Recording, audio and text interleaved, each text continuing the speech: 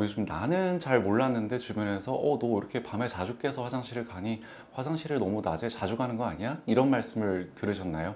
전립선 비대증의 증상일 수 있습니다.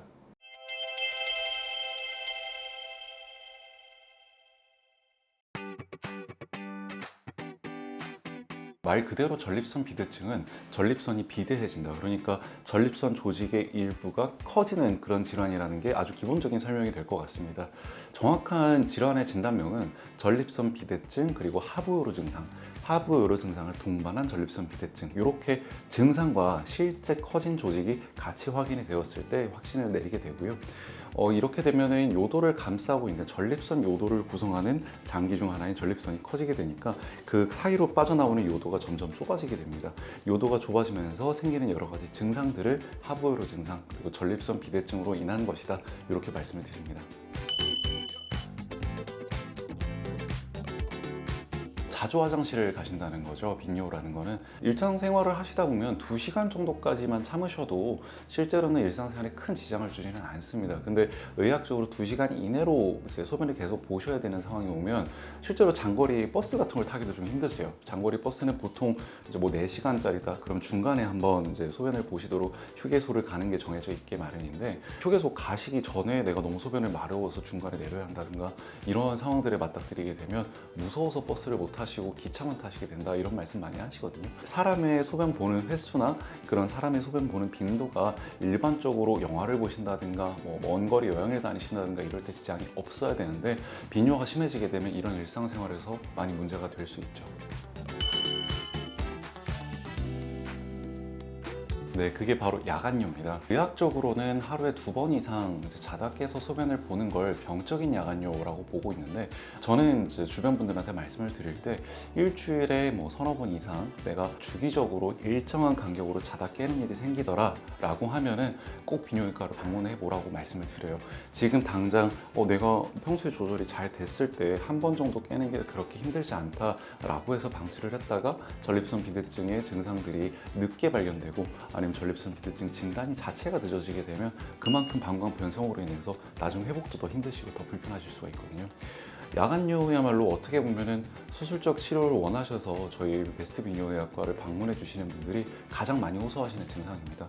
처음에는 한 번 깨는 게 이제 아침에 소변 보는 거 정도 거기서 시작해서 깨는 시간이 점점점 당겨지다 보니까 중간에 한 번 깨서 소변 보고 다시 자야 되는 상황이 오고, 또 다시 더 당겨지다 보면 나중에는 화장실 가느라고 내가 잠을 제대로 못 잔다. 그만큼 첫 번째는 이걸로 인해서 피로도가 계속 올라가는 삶의 질이 저하되는 게 있고요.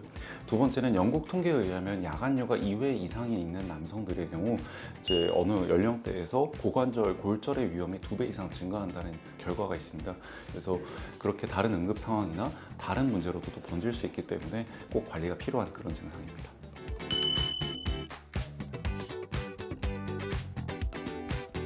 요절박 혹은 절박뇨다 이렇게 이야기를 많이 하는데요. 잘 참았다라는 기억들은 대부분 없으세요. 근데 못 참겠다라는 생각은 오히려 또 뚜렷하게 하시는 것 같습니다. 야간뇨와 함께 수술적 치료를 받고 싶게 만드는 대표적인 원인 중에 하나가 요절박, 절박뇨입니다.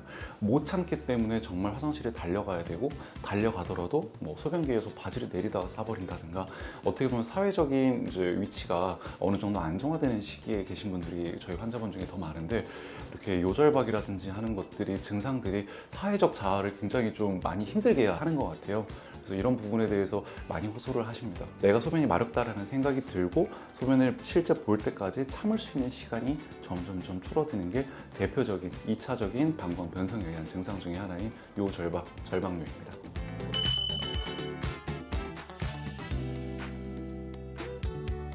이걸 잔뇨감이라고 하는데요. 잔뇨감은 잔뇨와는 실제로는 조금 다릅니다. 환자분들이 실제로 나 소변이 있다고요? 이렇게 많이 말씀을 하시는데 정확하게는 둘 다 있을 수도 있고요. 어떤 분들은 잔뇨감만 있고 실제 잔뇨는 정상 범위인 경우도 상당히 많습니다. 왜 이렇게 잔뇨감이 생기는가 하면 방광의 변성에 의해서 센서가 좀 더 예민해진다고 설명을 드려요. 실제로 400, 500cc 정도 찼을 때 요의를 느끼게 하고 최소 300cc는 찼을 때 요의를 느끼게 해서 자다가 깬다든가 이런 증상들을 발현시켜야 되는데, 되는데 그게 아니라 더 낮은 용량 한 100cc 정도만 차도 소변이 마렵게 만드는 거죠. 그런 상황이 됐을 때는 소변을 다 보고 나서도 그 예민해진 방광 때문에 소변을 덜 본 것 같은데 뭔가 센서가 계속 작동된다 이렇게 표현을 해드리는데, 설명을 하자면 그렇게 방광이 예민해져서 소변이 어느 정도 배출이 됐는데도 불구하고 내가 소변이 아직 있는 것 같아 라고 느끼게 만드는 게 잔뇨감의 핵심이라고 말씀드릴 수 있겠습니다.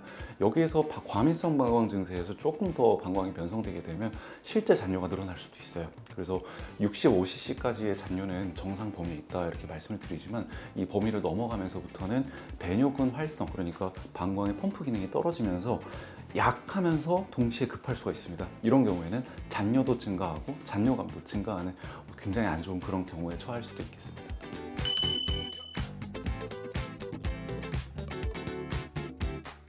보통은 같이 많이 호소하세요. 조금 더 무던하신 분들이라든지 운동을 많이 하셔서 체력이 좋으신 분들 같은 경우에는 난 야간뇨만 불편해, 아니면 난 세뇨만 불편해, 나는 빈뇨만 불편해 이렇게 오시는 경우도 간혹 있는데요.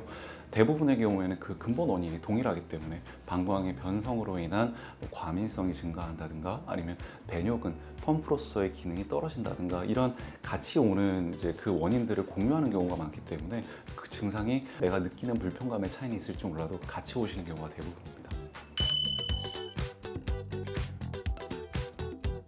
약물 치료가 그래도 수술적인 치료보다는 조금 더 편안하게 생각하시는 분들이 많은 것 같습니다.